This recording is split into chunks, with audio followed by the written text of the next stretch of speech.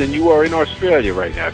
You're talking NBA basketball. You're talking great teams. You're talking great individual players. Takes it off, and there's number 23, and of course Johnny goes nuts. That's what I'm getting goosebumps thinking about it now. I just tried to go out there and play my game. I have no idea what you're talking about, Adam. I don't like anybody. I'm not a people person. Strand, you made the pass, yes. Christian, can you catch the ball? Yes. All the stars were aligned and all the muscles fired at the right time, and I was able to get off the ground and throw one down. I was saving that as a surprise for you.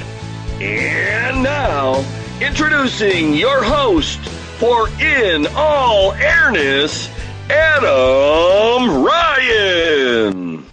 Welcome to episode 16. Thanks for joining me. Go to inallairness.com for show notes and plenty more features. The social hub for the podcast is facebook.com/inallairness. If you haven't already, please like the page and join the growing community of fans. Add the podcast to your RSS feed or iTunes so you never miss another show. It's also available on Stitcher, BlackBerry, Player FM, TuneIn Radio and numerous other podcatchers. I love hearing from listeners. On either site, you can send voicemail comments or questions. With your permission, I'd love to include your feedback on future episodes. You can follow me on Twitter @InAllAirness.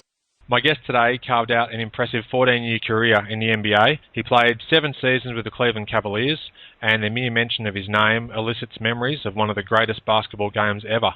Craig Ehlo, thanks for joining me. Glad to be here, Adam. Always happy to talk basketball. That's great to hear. I'm thrilled to speak with you. Now, you played high school basketball and also 2 years at Odessa Junior College in your native Texas before finishing your college career at Washington State University. At Odessa, you averaged some great numbers, about 17 points, 5 assists and 6 rebounds a game. Can you please talk about your college career, Craig, and your switch after those 2 seasons? Well, like you said, I grew up in Lubbock, Texas, a small community, cotton farming and a little bit of cattle. And, it wasn't that small. We had about 100,000 people living there.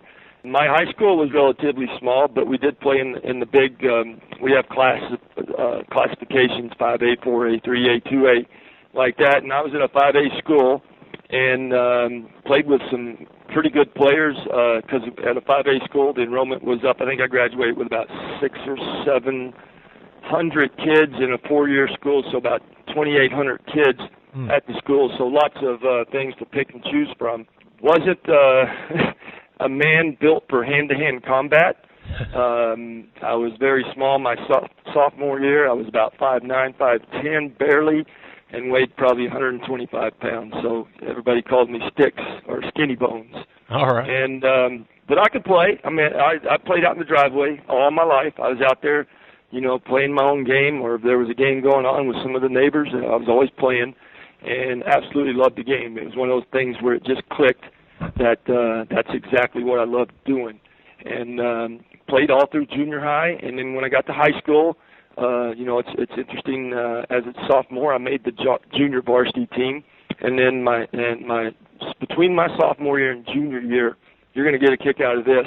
My mom used to just go buy her pants for school because I worked on my grandfather's farm, and just get the same size she got the last year.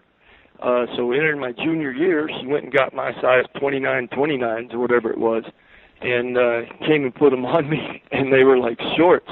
No one really noticed, but I went from about 5'9.5" or 5'10" to 6'5" over the course of the summer. Along with that came my skills as playing, mostly at small guard or off guard or anything like that. So I was lucky that when I did get my height, that I was able to keep my fundamentals that I learned playing around with the basketball as a guard. Went into my junior year as a high school student and led my team in scoring. And then by my senior year, led my team to a 25-4 record and into the regional tournament in the state of Texas. We got beat one game short of the Final Four and wasn't getting recruited because my high school ran just about as much as Forrest Gump did that one year. That's how fast and slow we ran. We never got going. We were a set team. We ran sets, but I was able to shoot and score. And I had a variety of shots. I could hit from the outside, and I would love taking it to the rim. And still, I was getting no offers.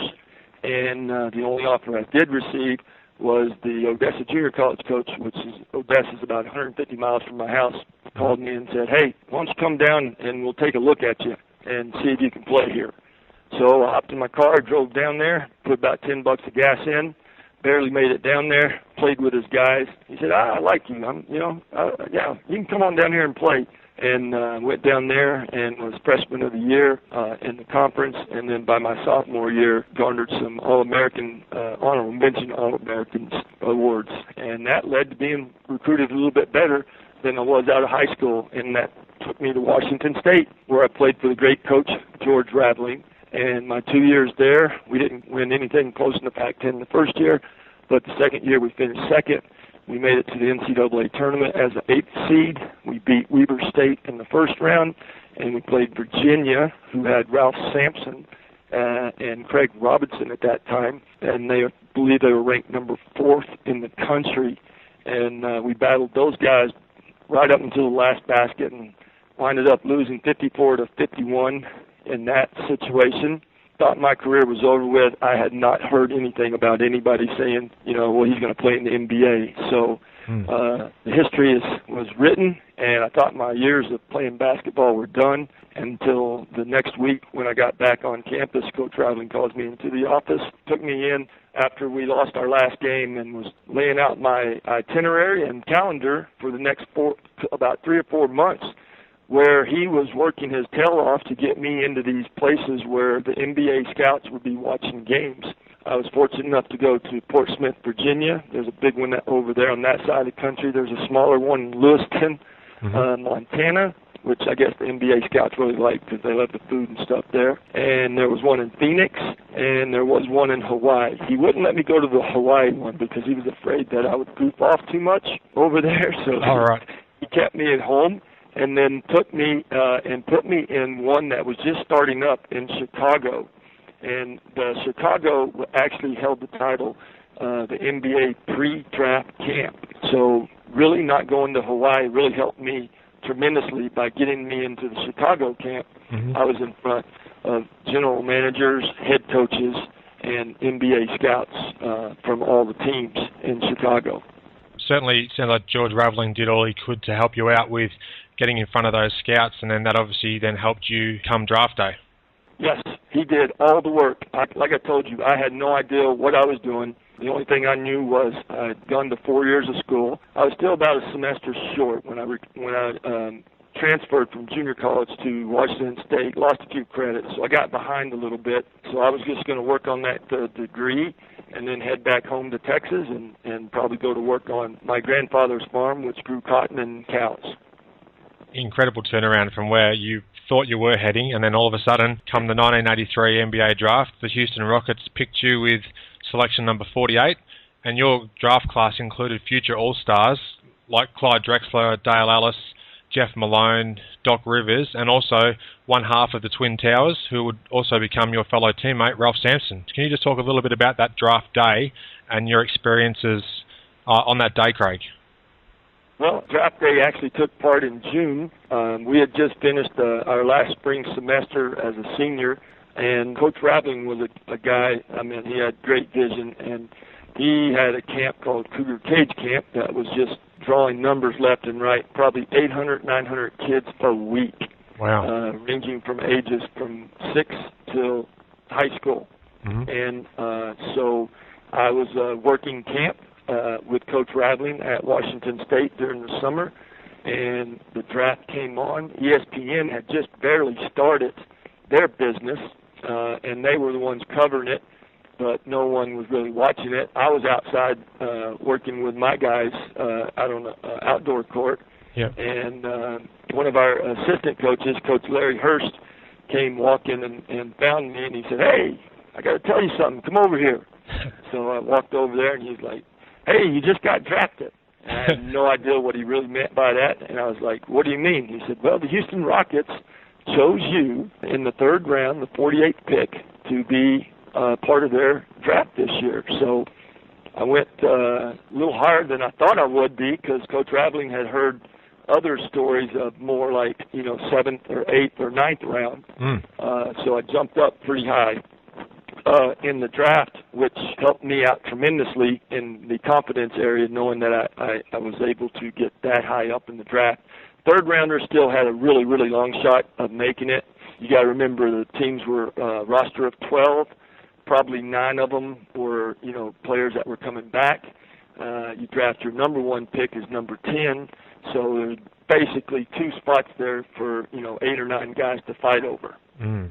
And that makes it even tougher. So it must have been great to know that you were wanted and you went considerably higher in the draft than what you first anticipated. Yes, at that point I was really focused on, hey, I'm okay. I'll go home and I'll work with my grandpa and my uncles, and I'll love it. I'll do whatever they want me to do on the farm. But then they said, no, you got to go down here to this thing they call the rookie camp in the middle of July, and there you go compete with the other rookies they drafted, and then they'll evaluate that talent and then bring you back to the veterans camp if they want you to. And luckily for me, 4th round pick, Daryl Browder was out of Texas also.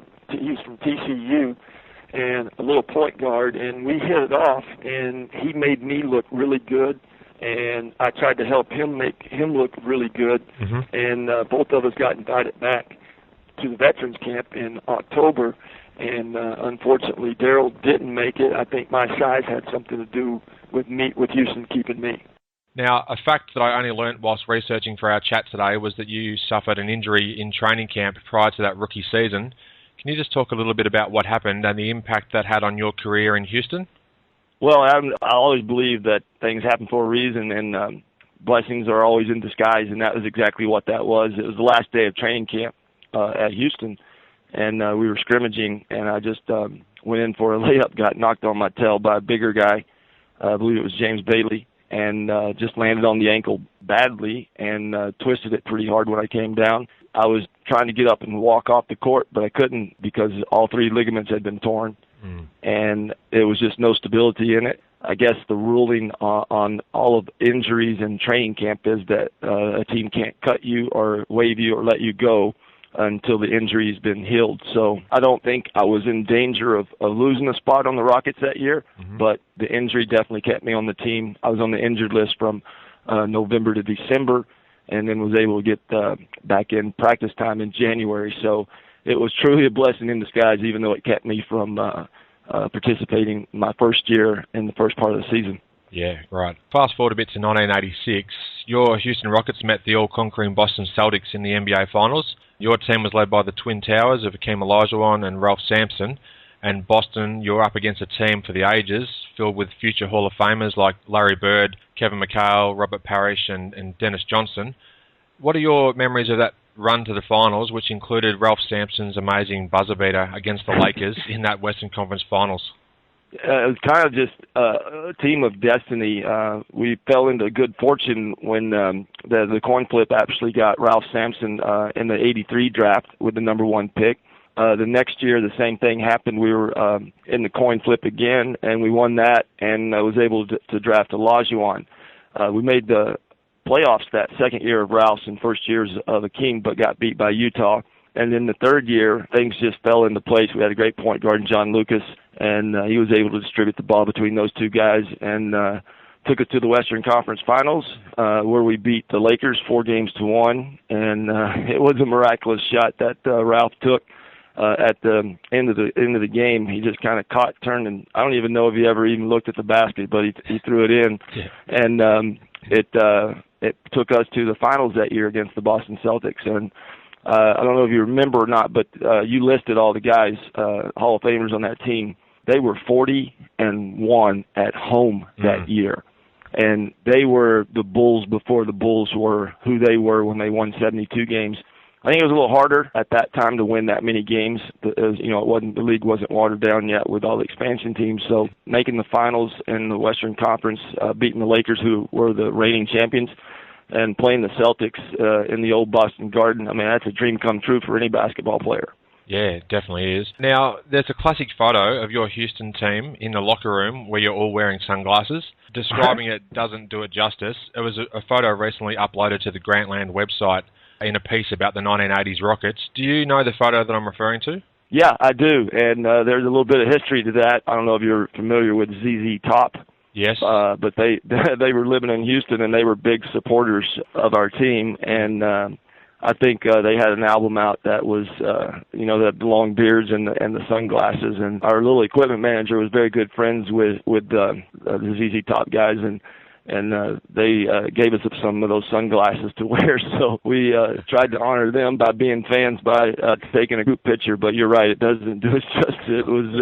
It was more hilarious than it was a tribute. Oh yeah, it's a fantastic photo, and in the show notes of this episode, I'll put a link to that piece because it's a great oral history about the Rockets, but also that photo is just fantastic.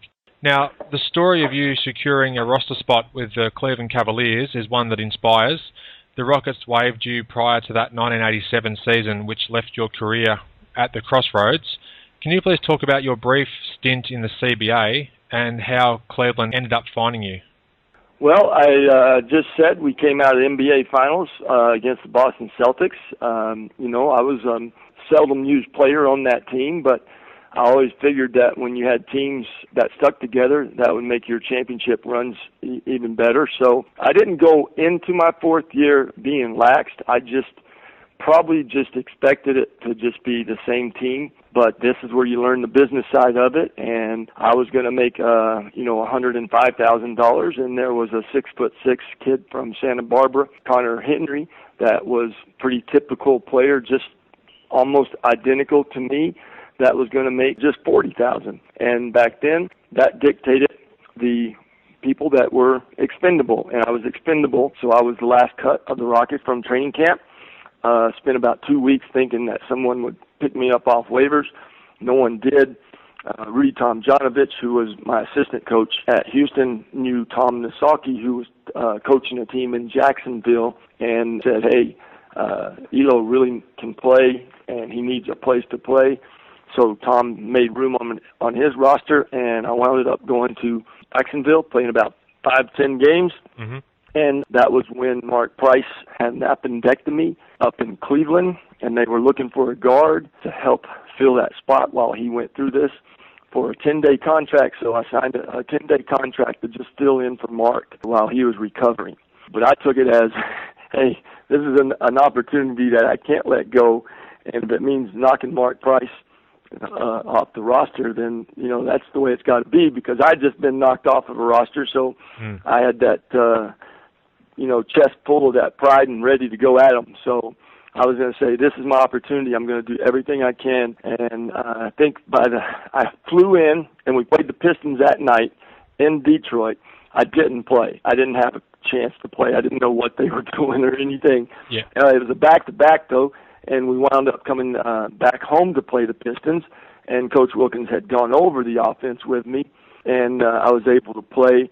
Played about 15, 16 minutes, knocked down 4 or 5 shots, and then was ready to go. We had a practice the next day, and then the next day we played Milwaukee. The first tip of the game, our point guard, John Bagley, goes in for a layup, twists his ankle. Now we have no guards.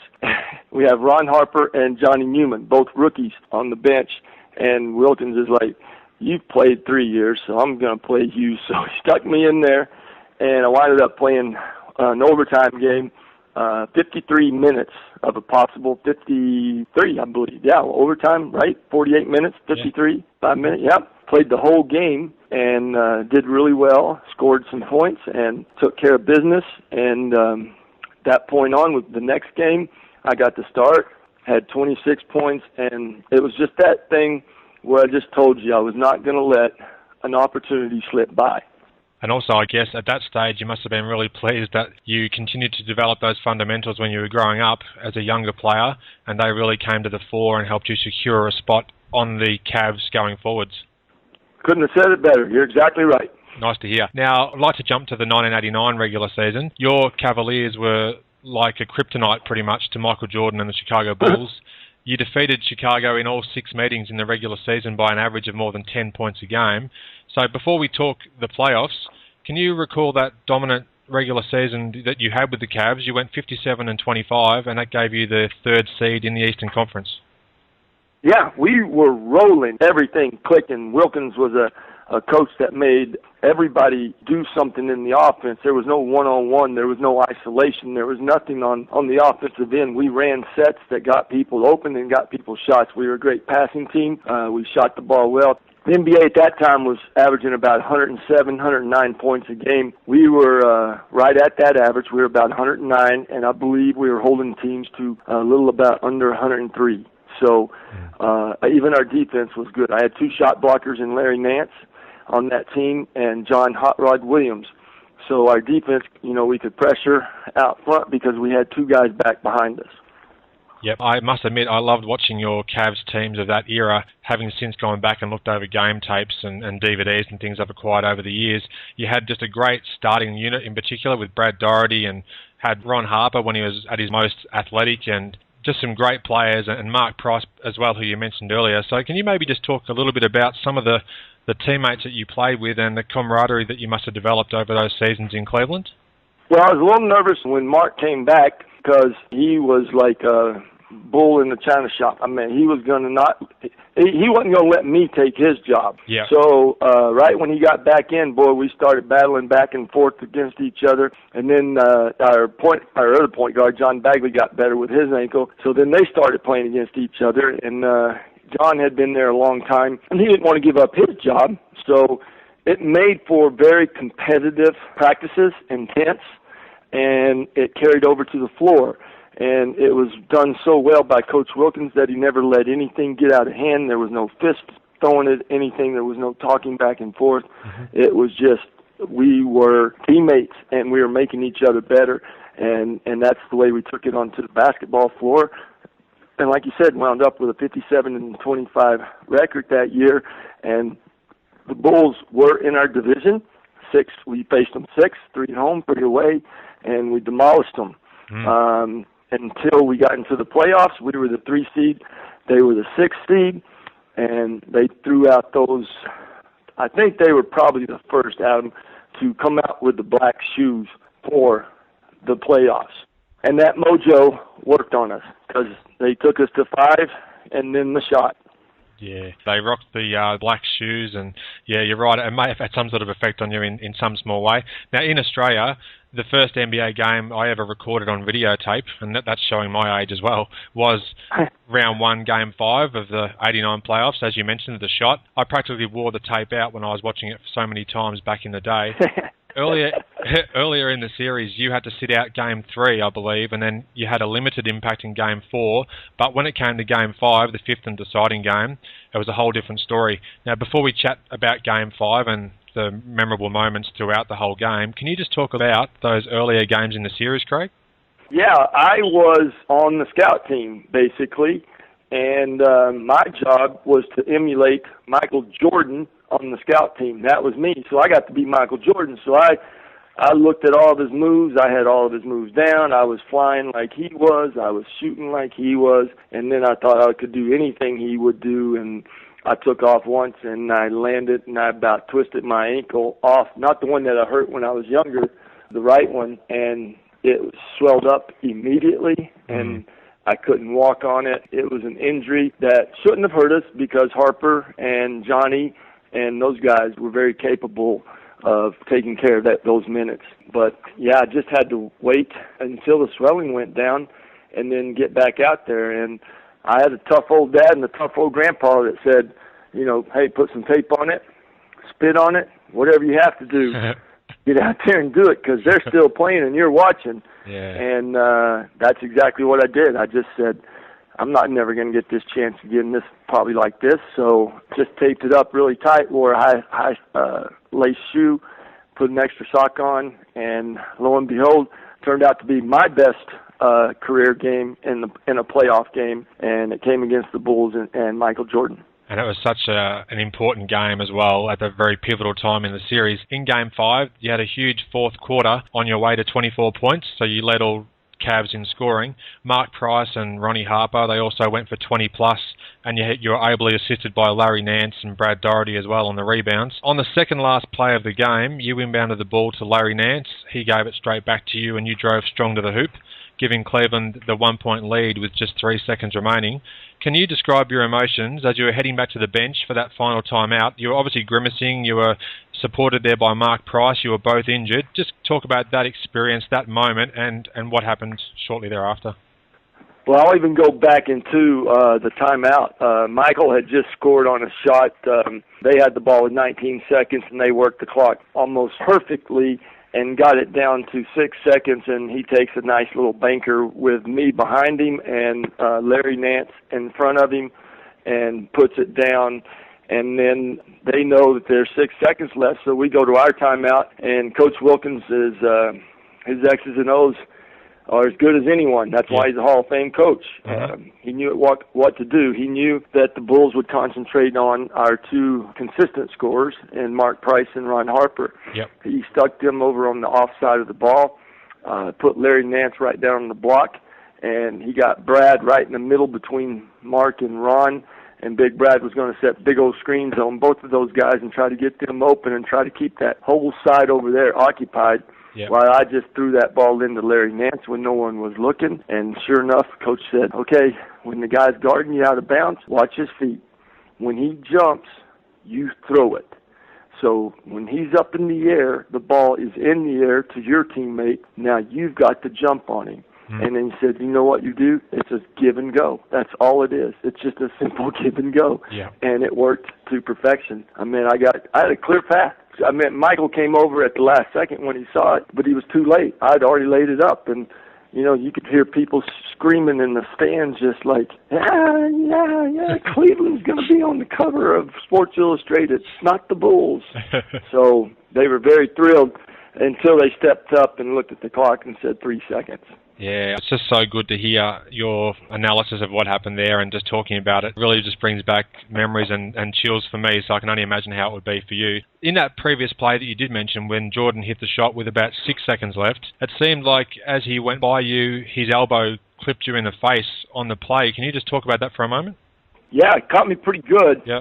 Normally, I'm not saying I'm this tough guy that can do anything, bounce off. I'm not Superman. Normally, stuff like that did not ever affect me, but he just caught me kind of square in the temple and rung my bell a little bit, and it was nothing, you know, flagrant at all about it. He was just running and just bam, you know, my face was right where his elbow was going. So nothing intentional from him at all in that sense. That just gave him that little bit of freedom where he saw Larry Nance coming over. He pulled up in front of him and leaned back a little bit and threw that nice little lean back shot that he had and right into the rim. Even casual basketball fans know how the game ends. Can you please break down that final 3 seconds and talk about its lasting impact, particularly as you were the guy who tried to do all possible, all humanly possible, to try and block Jordan's jumper as time expired? It was... First of all, let me tell you that series was unbelievable. A series, a 5-game first-round series, and the 5th game was at our place because we actually were the higher seed at that time. We were the 3, they were the 6. The game was nip and tuck all game long. I don't think either team had a bigger lead than 7 points throughout the game. And the last minute was we scored, they scored, we scored, they scored kind of a thing, back and forth. And luckily for me, I was on some of those scoring, hit a couple of threes, and then also the layup that put us ahead. But with the 3 seconds left, the Bulls called timeout, drew up their play. It wasn't a very difficult play to understand. They had Michael Jordan, and all they had to do was just find a way to get him open.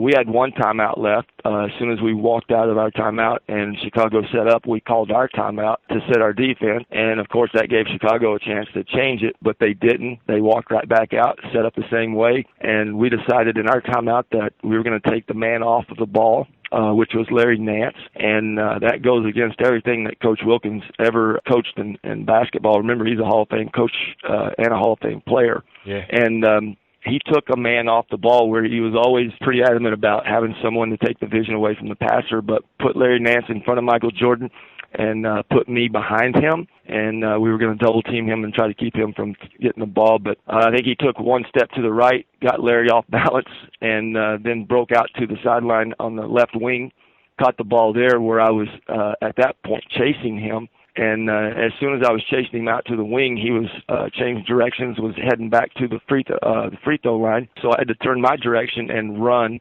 Normally, I was always thought that, I was a pretty good defensive player because I was very fundamentally sound, stayed down, kept a good wide base. But at that point, I was chasing him in a full sprint back to the free throw line. So when he stops and pulls up for his jumper, he's going straight up. I'm still running, which is, bad defensive position to be running. And I jumped about the same time he did, but it was like, E.T. flying over the moon. I just flew right by him and had my hand up long enough to make him hold his shot for a brief second or a tenth of a second. But as soon as I went by, he let go, and all I could do was turn and watch and pray that the shot, hit the rim or bounced out or something. And it was a little long and it was a little flat, not a normal looking shot from Michael, but it was able to hit the back of the rim and just go right through the net. And then that was it. The end of story. They had the thrill of victory, and the Cavaliers had the agony of defeat. And it propelled the Bulls into their runs. Now, they didn't beat the Pistons that year. Pistons wound up winning the NBA championship in '89, but they paid their dues. They beat us, a higher seed, in the first round, and was able to take the Pistons to a 7-game series. So, and then the next few years is history. The Bulls win 3 straight, and I think anybody in Chicago would tell you that the shot that Michael hit is one that actually propelled the Bulls into those championships. Yeah, it definitely would. And yeah, you played some fantastic defense because sometimes you might just get caught short and the player has a clear look at the basket, but you were right there, and unfortunately he just hung for that extra split second, and as you said, that's history from there on. But an amazing series and one of the greatest of all time, no doubt. All Bulls starters finished that game in double figures. Pippen was only 1 rebound short of a triple-double, and MJ had a game for the ages, 44 points, 9 boards and 6 assists. Have you had a chance to ever speak with Michael in the years since about the game, Craig? I have, and I feel like I'm very fortunate in the fact that, I got to compete against him for 12 years in the league. And then I was associated with some Nike things at the end of my career. And Michael, being a big Nike person, has a camp in Santa Barbara. So I was able to take my sons down to his camps, and that was great because he's, not in a setting where you can't reach him or talk to him. He's walking around the gym, so I was able to walk around with him. And then on Fridays of his camps, he allows young men to get autographs on anything, and they bring them in team by team. And so when my son came through there, you hand him the piece of paper or whatever you want Michael to sign, and then they take it to him. But when he saw that it was Elo, he called Austin over to the table and was like, "Tell me your side of the story, or what your dad has told you about, guarding me in that shot, and then I'll tell you the truth." So, we never got to barbecue or we never went on vacations together, but it was always fun because that's the kind of person he is. He had charity golf tournaments that I was invited to. He had charity basketball games I was invited to. So I feel like what I did on the court earned the respect of MJ and allowed us to be, friends off the court. Oh, that's excellent. That's a great story too. Thanks for sharing that, Craig. I appreciate that. Now, in the next 4 seasons with the Cavs, you played arguably the best basketball of your career. You averaged 12 points, 5 boards, 4 assists, and also 1.5 steals a game. Looking back on those days with the Cavs, can you narrow down a greatest memory, or is it just too difficult? Pretty difficult, Adam. My whole time with the Cavs was just a dream come true. I was in the right place at the right time when Mark Price had appendicitis and was able to sign with the Cavs. So that's one of my greatest memories. But after that, it was, the next 5 or 6 years being teammates with great teammates like Mark Price, Brad Daugherty, Ron Harper, John Williams, Larry Nance. We just had a really good camaraderie, and it just made for just, the 7 years I was in Cleveland, there wasn't one thing that stands out that would outweigh the other ones because there were so many good times with the Cavs. And again, things that always just kind of fell in place for me in that situation, because I remember Coach Wilkins telling me when Mark had his appendicitis that he was given a list from Cotton Fitzsimmons' son, Gary Fitzsimmons, and my name was on that list, and he marked out everybody else. So being picked, off of that list to have a 10-day contract and then wind up with a 7-year career with the Cavaliers was pretty amazing. But we traded Ron Harper, and I was his backup. That allowed me to start for the next 2 years. We kept drafting guys like Jimmy Oliver, Gerald Patio at the shooting guard, and they could never really take my position away from me. So the only guy that really had that chance was self-proclaimed defensive player Gerald Wilkins, the Jordan stopper. We signed him. We winded up actually playing together on the court at the same time. We were supposed to be, starter sub, but Coach had both of us on the floor most of the time that year. So it was just great because when I finally got that starting position, I mean, everybody dreams of that and playing in the NBA. I was just not going to let anything take that away from me. No matter what I had to do was, just keep working hard, keep doing the things that the coaches asked. And Coach Wilkins told me one day that, he says, gosh dang, we just keep bringing these guys in and you just keep chewing them up and spitting them out. So, it was a great compliment from Coach Wilkins to tell me that.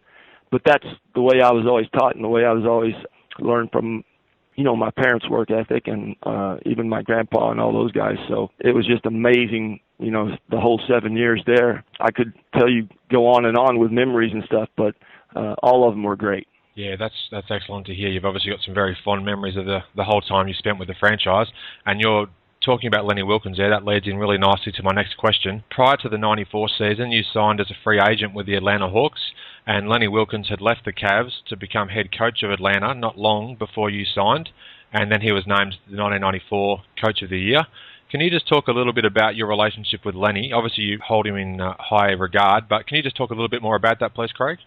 Oh, sure. Coach Wilkins, first time I actually met him and was at Washington State, he had brought his daughter over to go to school, and I saw him in the parking lot, and Coach Raveling, who I played for, was helping us get into the dorms and stuff, and we went over and introduced ourselves and got to meet him then, and that's when he was with the Sonics, and so I guess he had always seen my name and probably followed a little bit of my Washington State career.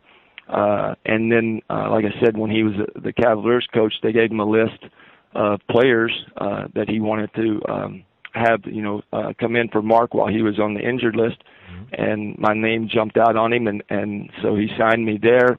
The Cavaliers organization, after 7 years, with the nucleus of Mark Price, Brad Daugherty, Larry Nance, and myself, had decided, because I think of the 4 of the 7 years we were there, we got beat by the Bulls in the playoffs, that it was time to make a change and see if that would help the Cavalier organization. So it was funny because Coach Wilkins lost his job or resigned as the Cavaliers coach, took the Atlanta position. Mike Fratello was in Atlanta and took the Cleveland position.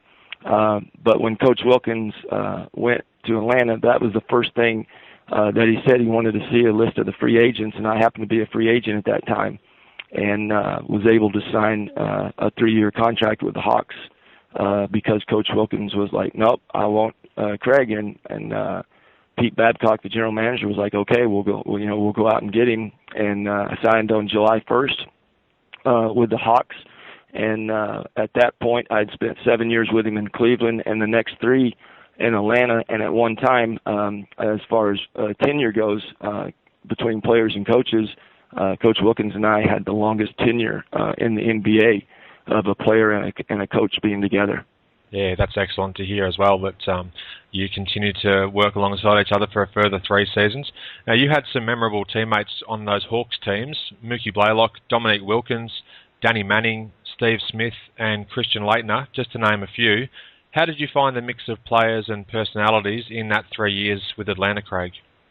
It's funny because the first time I actually got to Atlanta was in the middle of the summer, and Mark Price, who I played with in Cleveland for 7 years, lives in Duluth. So we went to play pickup game where the Hawks always play, and the first thing I ever saw with the Hawks was Dominique Wilkins and Kevin Willis arguing in a pickup game who was on the block first.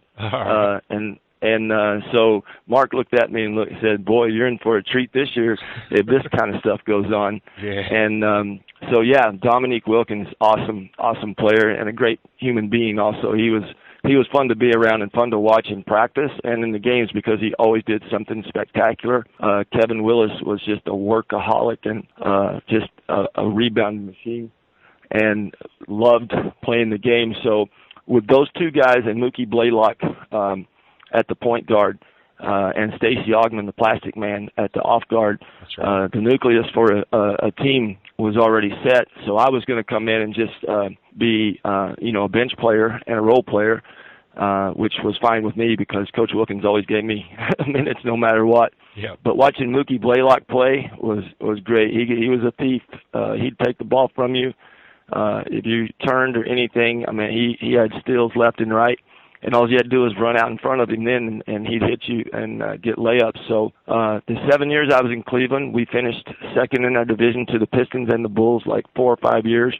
Yeah. Never won the Central Division. I go to the Hawks the first year, and with Kevin Willis and Dominique Wilkins and Mookie Blaylock, we win the Central Division. The only sad part was we traded Dominique on the trading deadline for Danny Manning. And so I didn't get to play a full year with Dominique, but Danny brought a unique style of basketball to our team, too. He left that next year as a free agent, and that winded up, I was played with Christian Laettner, who was, the pretty boy at Duke, and you can say all the things you want about him, but a great player, high IQ on the basketball court, so that was fun, and he helped us get to the second round a couple of times against the Pacers. And then my last year, we were able to get Steve Smith and Grant Long from Miami and traded Kevin Willis for them. And playing with Steve Smith, he was one of the most spectacular things I ever saw throughout my 14-year career was when Miami traded Steve. We played Miami at Miami like a week later. We were down 22 points in the fourth quarter to a pretty, not a bad team, but not a good team in Miami. And Steve scored 27 points in the final quarter, brought us back from that deficit and won. Now, I've seen some spectacular things and throughout my career with players like Michael and Magic and Bernard King scoring 55. I mean, there were some amazing things, but I'd never seen a guy and his will to win that game in a revenge factor. So that was pretty impressive. So my Hawks teams were filled with big names, big stars, and we won games. But at that time, the Pacers had also built themselves a pretty good team. And with the Hawks, we were never able to get past the Pacers. So it was a unique 3 years in Atlanta. Yeah, it sounds like you certainly had a good mix of players there and some enjoyable seasons. Now, your final season in the NBA was with the Seattle Supersonics in 1997. You played 62 regular season games but weren't on the playoff roster. Do you mind just talking a little bit about that last season in the league? Sure. I had a year left on my contract with the Hawks, but they had made a decision at that point. Pete Babcock, the general manager, had drafted Dikembe Mutombo in Denver.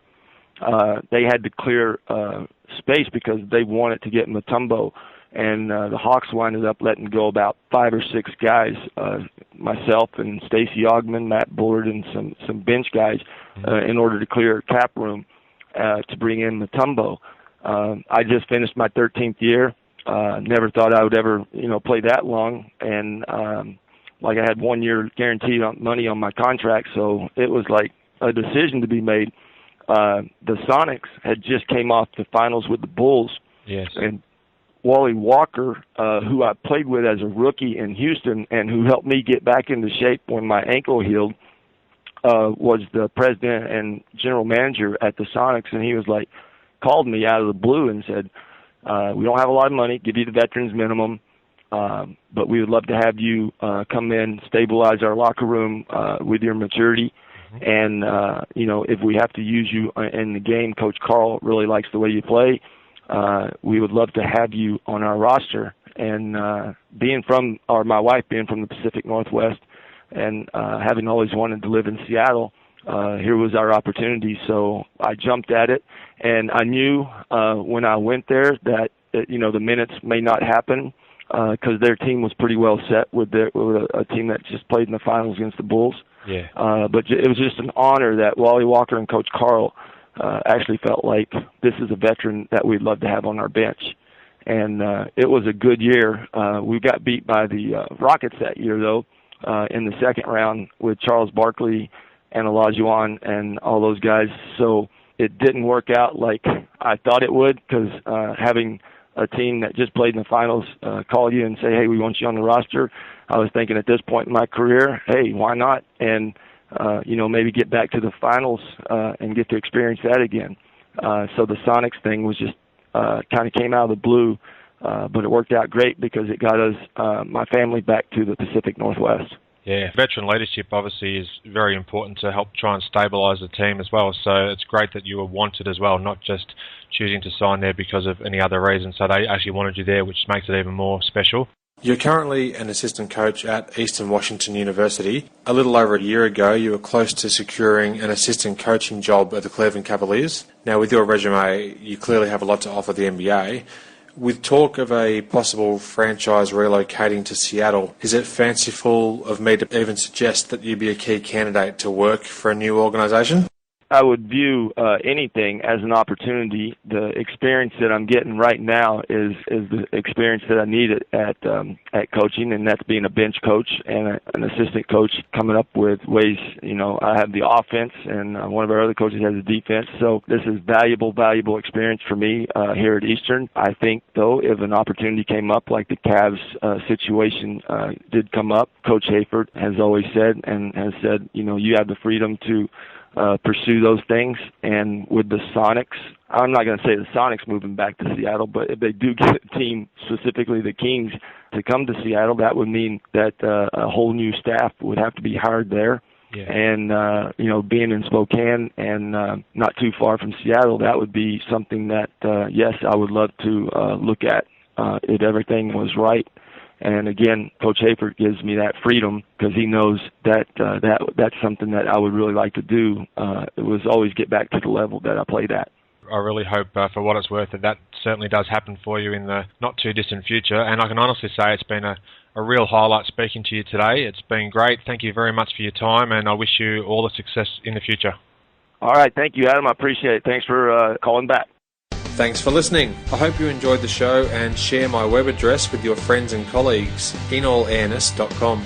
Check out the podcast archive for plenty more episodes with high-profile guests. Follow me on Twitter at inallairness. Please visit the show's social hub, facebook.com/inallairness. Join me next time for another edition of the show.